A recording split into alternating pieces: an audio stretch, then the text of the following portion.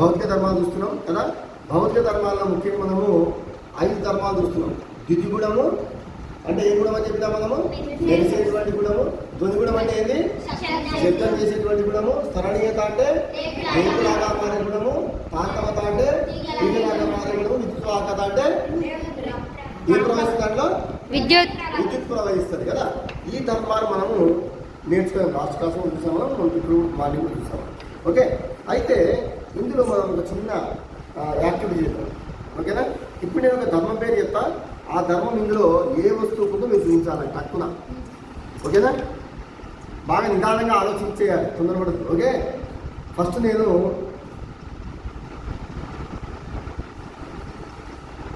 ద్యుతిగుణం. ద్యుతిగుణం అంటే ఏం చెప్పినా ఫస్ట్ చెప్పండి. మెరిసేటువంటి గుణం. ద్యుతిగుణం అంటే మెరిసే గుణం. మెరుస్తున్నటువంటి ఒకసారి ఇంకే అది చాకు వస్తుంది. మెరిసే గుణం. ఇప్పుడు మెరుస్తుందా లేదా? అంటే లోహాలకు ఏం గుణం ఉంది? మెరిసేటువంటి గుణము ఉంది. పెట్టేసి పెట్టు మళ్ళా కొత్తది ఇంకోటి. తర్వాత నిదానం ఏం చెప్పాలి? ఓకేనా? కాంతవత. కాంతవత అనేది తీగలాగా మారేటువంటి గుణము. ఓకే, లోహాలకి తీగలాగా మారే గుణము కాంతవత గుణం ఉంది కాబట్టి మనం దీన్ని కరెంటు వైర్లలో తీగలాగా వాడుతున్నామా లేదా? అదేవిధంగా మనం ఏం చేస్తున్నాము? గొలుసులాగా కూడా మనము వాడుతున్నాము. చూడండి, బంగారు గొలుసు ఇంకా తీగలాగా మారుతుంది. తీగలాగా మారుతుంది కదా. ఇంకెవరికి గొలుసులు ఉన్నాయి? ఇంకా ఇక్కడ గొలుసులాగా కదా. ఆ విధంగా మనం కాంతవత అనే గుణం ద్వారా మనము భౌతిక ధర్మం ఉపయోగించిన విధంగా బంగారు ఆభరణాలు తయారు చేసుకుంటామా లేదా? చూడండి, బంగారు గాజులు చేసుకుంటారు చాలామంది. ఎందుకు? కాంతవత అనే గుణం ఉంది కదా. మనకి బంగారు గాజుల్లో కాంతవత ఒకటే కాదు, అది మెరుస్తాయి. అంటే ఏం గుణం అది? మెరిసే గుణం. ద్యుతిగుణం. Very good. ఏం గుణం అది? ద్యుతిగుణం. ఇప్పుడు ఇది మెరుస్తుంది కదా, ఏం గుణం ఇది? ద్యుతిగుణము. అంటే లోహాలు మెరుస్తాయి. ఓకే, మనం నెక్స్ట్ ఇప్పుడు ఇంకోటి చూద్దాము. అక్కడ చూడదు మీరు, ఇక్కడ కూడా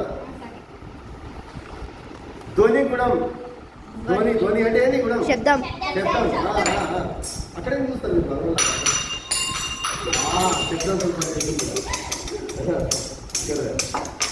శబ్దం చేయాలి మరి, చేయాలి కదా.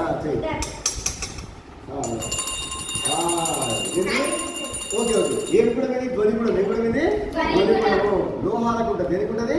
లోహాలకు ఉంటుంది. ఓకేనా? ఇప్పుడు ధ్వని గుణం అయిపోయింది. ఇంకోటి చూద్దామా? తర్వాత అగో ఓకే. తర్వాత స్థరణీయత. ఏంటి? స్థరణీయత. రేకులాగా మారే గుణం. అంటే పైకి నిలిచాలి. ఓకే, పైకి నిలిచాలి. నిలిచండి.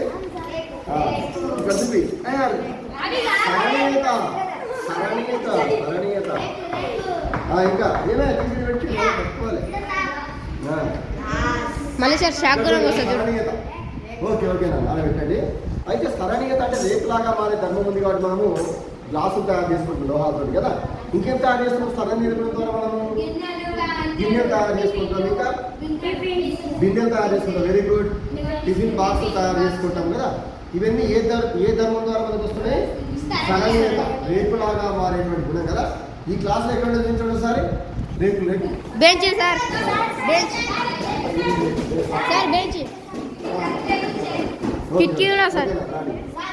ఓకేనా?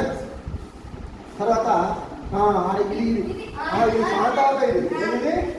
కాంతవత. తండ్రిలాగా మారేటువంటిది కాంతవత. ఇది వెరీ గుడ్, వెరీ గుడ్.